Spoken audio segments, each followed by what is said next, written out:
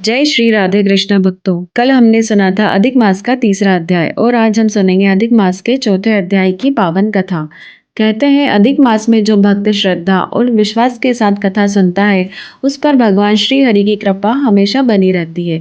घर में सुख शांति आती है और कष्ट धीरे धीरे दूर होने लगते हैं। तो आइए भक्ति और प्रेम के साथ प्रवेश करते हैं अधिक मास के चौथे अध्याय में। श्री नारायण बोले, हे नारद जी, मैं लोक हित के निमित्त भगवान श्री हरि से अधिक मास ने जो कहा सो कहता हूँ, तुम सावधान होकर सुनो।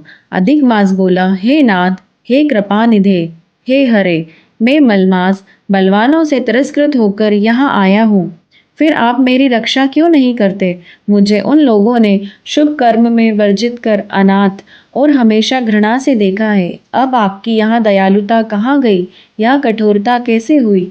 हे भगवान, जैसे आपने अग्निरूप दुष्ट कंस से जलती हुई देवकी की रक्षा की, वैसे ही मुझ शरणागत की रक्षा क्यों नहीं करते? हे दीन वत्सल, जैसे दुशासन के दुख से द्रौपदी की रक्षा की, वैसे ही मेरी रक्षा क्यों नहीं करते? कृपा कर बताइए। हे प्रभु, जैसे आपने यमुना के कालियादह में नागराज के महाविष से वो और गोओं की रक्षा की, वैसे ही हे रक्षक, मुझ दीन की रक्षा क्यों नहीं करते? हे दीन वत्सल, जैसे ग्वालों और उनकी स्त्रियों की दावानल से जलते समय वन में रक्षा की, वैसी ही मेरी रक्षा क्यों नहीं करते? जैसे आपने जरासंध की कैद से बंदी राजाओं की रक्षा की, वैसे ही मुझ शरण में आए हुए की रक्षा क्यों नहीं करते?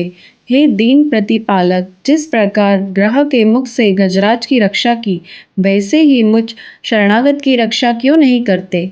इस प्रकार भगवान से कहकर स्वामी रहित मलमास श्री कृष्ण भगवान के आगे आंसू बहाता हुआ उदास हो चुप हो गया। तब अत्यंत द्रवीभूत हो कृपालु श्री हरि आगे खड़े हुए मलिन मुख मलमास से बोले, हे पुत्र, तू अत्यंत दुखी है। तेरा ऐसा क्या दुख है जिससे इतना पीड़ित हो रहा है? तू सोच मत कर, मैं तेरा दुख दूर करूंगा।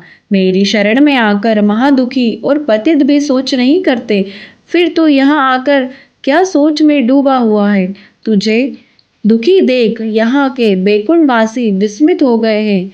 तू क्यों मरने की इच्छा करता है? सो कह नारायण बोले। भगवान के ऐसे प्रिय वचन सुन मलमास जैसे सिर पर बोझ से उतार कर कोई लंबी लंबी श्वास लेता है, इस प्रकार श्वास लेकर मधुसूदन भगवान से बोला, हे प्रभु, आप घटघट के वासी हैं, सब जानते हैं और आकाश की भांति संसार में व्याप्त हैं। आप चराचर पति विष्णु हैं, सबके साक्षी विश्व दृष्टा हैं। आप निरंजन निराकार रूप में सब प्राणियों की व्यवस्था में स्थित रहते हैं। अतः हे जगन्नाथ, आपके बिना कुछ भी नहीं है। मुझ अभागे की पीड़ा को क्या आप नहीं जानते? तो भी हे नाथ, दुख रूपी बंधन से बंधा हुआ जैसा कष्ट किसी को भी ना हुआ, ना सुना और ना देखा, सो आपसे कहता हूँ।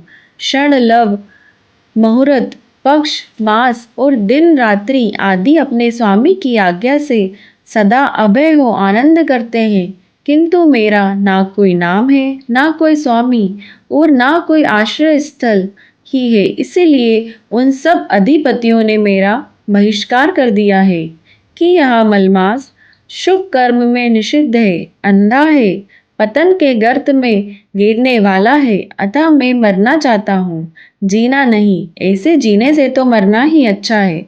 नित्य जलता हुआ कैसे सुखपूर्वक सो सकता है? अब इसके आगे हे महाराज, कुछ कहने को बाकी ही नहीं है। आप दूसरों के दुख को कदापि नहीं सह सकते। आप तो परोपकार पारायण हैं। इसी कारण वेद पुराणों में पुरुषोत्तम नाम से प्रसिद्ध हैं।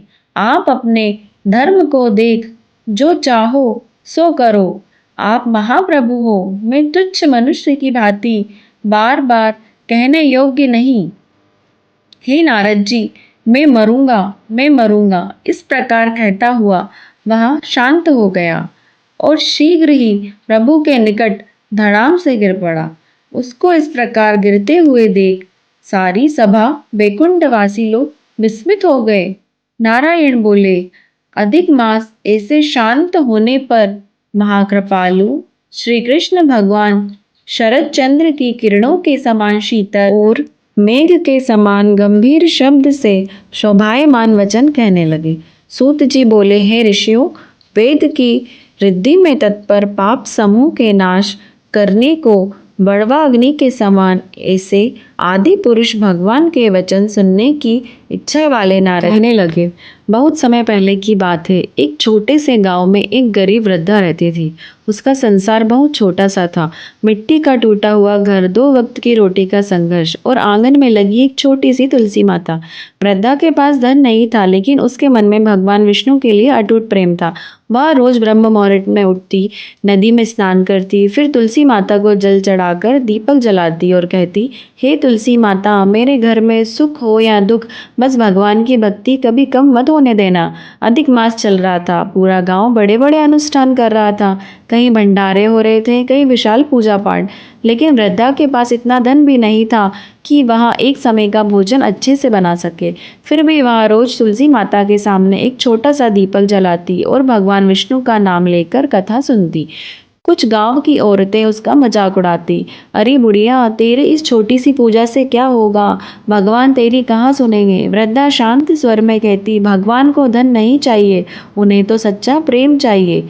एक दिन अधिक मास के चौथे दिन वृद्धा ने निश्चय किया कि आज वह भगवान को भोग अवश्य लगाएगी। लेकिन घर में केवल थोड़ा सा आटा और एक सूखी रोटी थी। उसने वही रोटी प्रेम से बनाई, उस पर तुलसी दल रखा और भगवान को अर्पित करके बोली, हे प्रभु, मेरे पास देने के लिए यही है, इसे प्रेम से स्वीकार कर लीजिए। उसी रात तेज बारिश शुरू हो गई। चारों ओर अंधेरा छा गया। तभी वृद्धा के दरवाजे पर किसी ने दस्तक दी। दरवाजा खोलने पर उसने देखा, एक वृद्ध ब्राह्मण बारिश में भीगा खड़ा था। ब्राह्मण बोला, माता, बहुत भूखा हूँ, क्या भोजन मिलेगा थोड़ा? वृद्धा ने बिना सोचे समझे भगवान की चढ़ाई वही आखिरी रोटी उन्हें दे दी। ब्राह्मण ने प्रेम से भोजन पाया और जाते समय कहा, माता, तुम्हारी भक्ति से मैं बहुत प्रसन्न हूँ। कल सूर्योदय के बाद तुम्हारे सारे दुख दूर हो जाएंगे। सुबह जब वृद्धा उठी तो उसका टूटा हुआ घर अन्न, वस्त्र और धन से भर चुका था। आंगन की तुलसी माता के पास दिव्य प्रकाश चमक रहा था। तभी वृद्धा समझ गई, वो साधारण ब्राह्मण नहीं, स्वयं भगवान विष्णु थे, जो उसकी परीक्षा लेने आए थे। तभी से कहा जाता है, जो भक्त अधिक मास में तुलसी माता की पूजा करता है, दीप दान करता है और सच्चे मन से भगवान का नाम लेता है, उसके घर में कभी सुख और कृपा की कमी नहीं होती है। भगवान विष्णु को तुलसी माता इतनी प्रिय है क्योंकि तुलसी माता देवी वृंदा का स्वरूप मानी जाती है। उनकी पवित्र भक्ति और पतिव्रता धर्म से प्रसन्न हो भगवान विष्णु ने उन्हें वरदान दिया था, मेरी पूजा हर पूजा में तुलसी के बिना अधूरी मानी जाएगी। इसलिए भगवान को भोग लगाते समय तुलसी दल अवश्य चढ़ाया जाता है। कहते हैं, सच्चे मन से चढ़ाया गया एक तुलसी पत्र भी भगवान को हजारों स्वर्ण अर्पण करने से अति प्रिय होता है। तो भक्तजनों, अगर आपको यह कथा पसंद आई हो तो हमारे चैनल को सब्सक्राइब करें और वीडियो को लाइक करें।